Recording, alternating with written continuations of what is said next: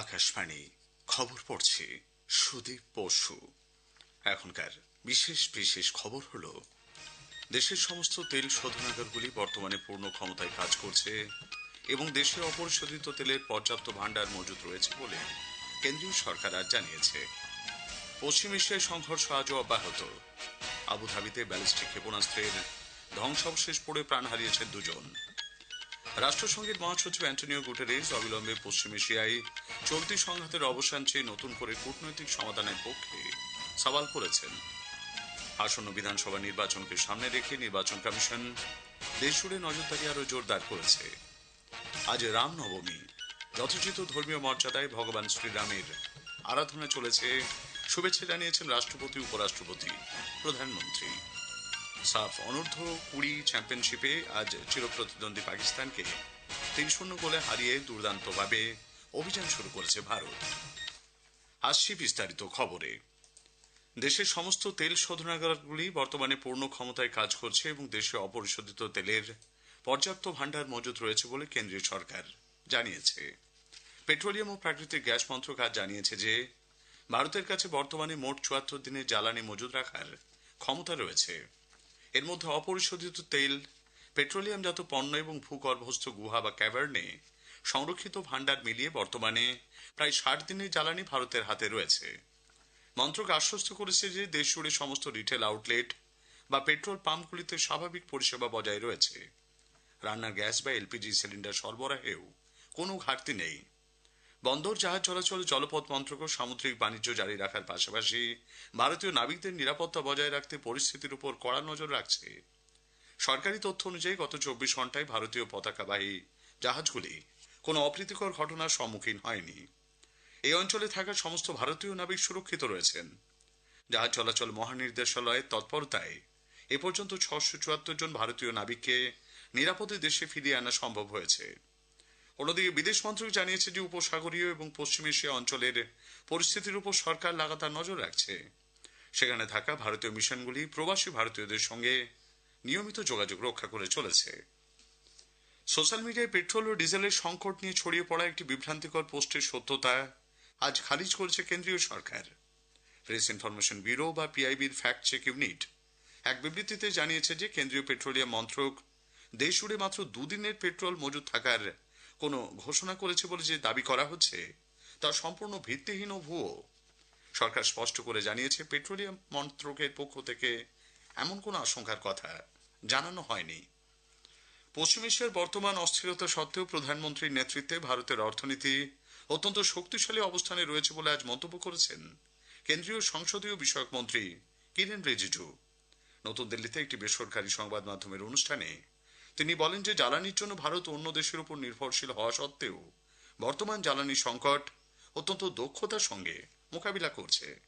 If our ships are passing through Strait of Hormuz, some ships have already passed through and rest are likely to be very soon. That shows the position of India. India is one of the few countries who could speak to all parties. Our Prime Minister had got a call from US President. Our Prime Minister spoke to Israeli Prime Minister. Our Prime Minister spoke to Iranian President. Our Prime Minister spoke to all the head of the government of the Gulf countries.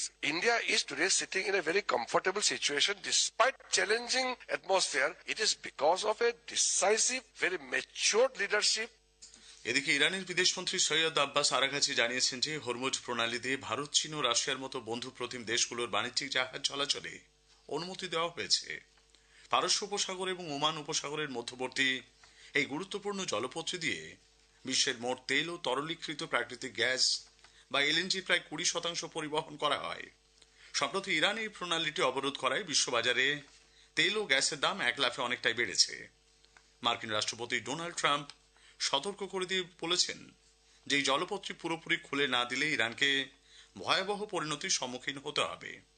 তবে ইরানের বিদেশমন্ত্রী আরাঘাচি স্পষ্ট করে দিয়েছেন যে শত্রু দেশগুলির সঙ্গে যুক্ত কোনো জাহাজকে এই কৌশলগত জলপথ দিয়ে যাতায়াত করতে দেওয়া হবে না। এদিকে পশ্চিম এশিয়ার সংকট আরো ঘনীভূত হয়েছে।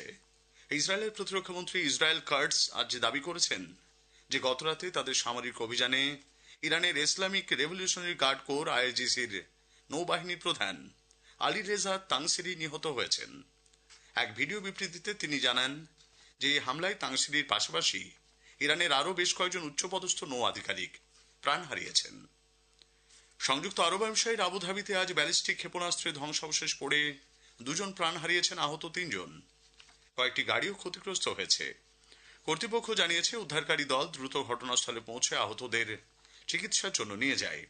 নিহতদের পরিচয় এখনো প্রকাশ করা হয়নি।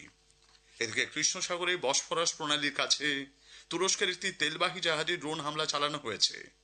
স্থানীয় গণমাধ্যম জানিয়েছে আলটুরা নামের প্রায় 1,40,000 টন অপরিশোধিত তেল বহনকারী জাহাজটি বসফরাস থেকে প্রায় 14 মাইল দূরে ড্রোন আক্রমণের মুখে পড়ে।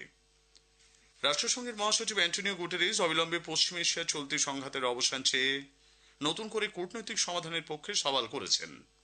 এই সংঘাত সমাজের দরিদ্র এবং প্রান্তিকতম মানুষের উপর বিরূপ প্রভাব ফেলছে বলে সতর্ক করে দিয়েছেন গুটেরেস। বিদেশমন্ত্রী ডক্টর এস জয়শঙ্কর আজ ফ্রান্সে ফরাসি বিদেশমন্ত্রী জান নোয়েল বারোর সঙ্গে দ্বিপাক্ষিক বৈঠক করেছেন। ফ্রান্সের আহভে ডে ভোডু সার্নে বৈঠকটি অনুষ্ঠিত হয়। ডক্টর জয়শঙ্কর বর্তমানে 2 দিনের সফরে ফ্রান্সে রয়েছেন। প্রধানমন্ত্রী নরেন্দ্র মোদী আগামী 29শে মার্চ রবিবার আকাশবাণীতে মন কি বাত অনুষ্ঠানে দেশ বিদেশের মানুষের সঙ্গে তাঁর চিন্তা ভাবনা ভাগ করে নেবেন। এটি হবে মাসিক এই বেতার অনুষ্ঠানের 132তম পর্ব। খবর শুনছেন আকাশবাণী থেকে। আমাদের সংবাদ শোনা যাচ্ছে ইউটিউব চ্যানেল আকাশবাণী সংবাদ বাংলা, ফেসবুক ও ইনস্টাগ্রাম আকাশবাণী সংবাদ কলকাতা এবং এক্স হ্যান্ডেল এআইআর নিউজ কলকাতাতে। বিধানসভা নির্বাচনের আগে নির্বাচন কমিশন দেশ জুড়ে নজরদারি আরো জোরদার করেছে। একাধিক রাজ্য মিলিয়ে ইতিমধ্যে 400 কোটি টাকারও বেশি মূল্যের নগদ, মদ, মাদক এবং অন্যান্য সামগ্রী বাজেয়াপ্ত হয়েছে। কমিশনের তথ্য অনুযায়ী 26শে ফেব্রুয়ারি থেকে 25শে মার্চ পর্যন্ত মোট 408 কোটি 82 লক্ষ টাকার অবৈধ সামগ্রী উদ্ধার হয়েছে। নজরদারি বাড়াতে দেশ জুড়ে 5,173টি ফ্লাইং স্কোয়াড এবং 5,200-এরও বেশি স্ট্যাটিক সার্ভেলেন্স টিম মোতায়েন করা হয়েছে। কেন্দ্রীয় সড়ক পরিবহন ও মহাসড়ক মন্ত্রী নীতিন গডকরি আজ জানিয়েছেন সারা দেশে দুর্ঘটনাপ্রবণ ব্ল্যাক স্পটগুলি চিহ্নিত করে সড়ক নিরাপত্তা বাড়াতে সরকার নানা পদক্ষেপ নিয়েছে। আজ নতুন দিল্লিতে সড়ক সুরক্ষা অভিযানে অভিনেতা আমির খানের সঙ্গে আলাপচারিতায় তিনি বলেন সড়ক নকশা ও সুরক্ষা বৃদ্ধিতে 40,000 কোটি টাকার বেশি ব্যয় করা হয়েছে।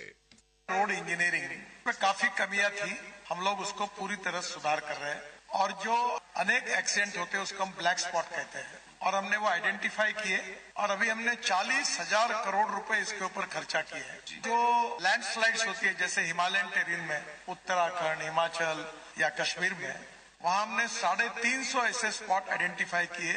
उसमें से 280 स्पॉट को हमने वर्ल्ड में टेक्नोलॉजी का सहयोग लिया, वो भी इम्प्रूव किया। পবিত্র রামনবমী উপলক্ষে দেশবাসীকে শুভেচ্ছা জানিয়েছেন রাষ্ট্রপতি দ্রৌপদী মুর্মু, উপরাষ্ট্রপতি সিপি রাধাকৃষ্ণন এবং প্রধানমন্ত্রী নরেন্দ্র মোদী।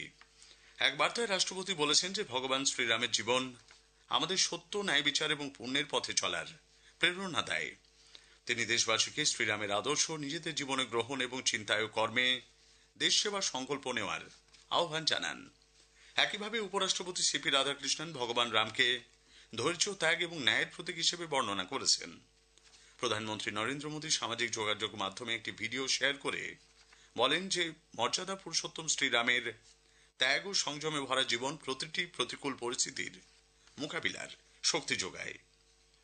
বালুচ ন্যাশনাল মুভমেন্ট বা বিএনএম জেনেভায় রাষ্ট্রসংঘের মানবাধিকার পরিষদের 61তম অধিবেশনে বালুচিস্তানে পাকিস্তানি প্রশাসনের ভয়াবহ মানবাধিকার লঙ্ঘনের বিষয়টি উত্থাপন করেছে।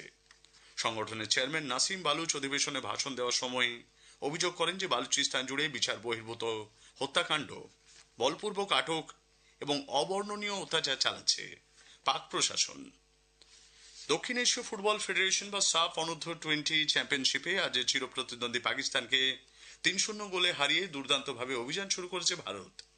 মালদ্বীপের মালে ন্যাশনাল ফুটবল স্টেডিয়ামে এই ম্যাচে জয়লাভের পাশাপাশি গতবারের চ্যাম্পিয়ন ভারত সেমিফাইনালেও পৌঁছে গেছে। শেষ করার আগে খবরের বিশেষ কিছু অংশ আরও একবার। দেশের সমস্ত তেল শোধনাগারগুলি বর্তমানে পূর্ণ সক্ষমতায় কাজ করছে এবং দেশে অপরিশোধিত তেলের পর্যাপ্ত ভাণ্ডার মজুত রয়েছে বলে কেন্দ্রীয় সরকার জানিয়েছে। পশ্চিম এশিয়ার সংঘর্ষ আজও অব্যাহত।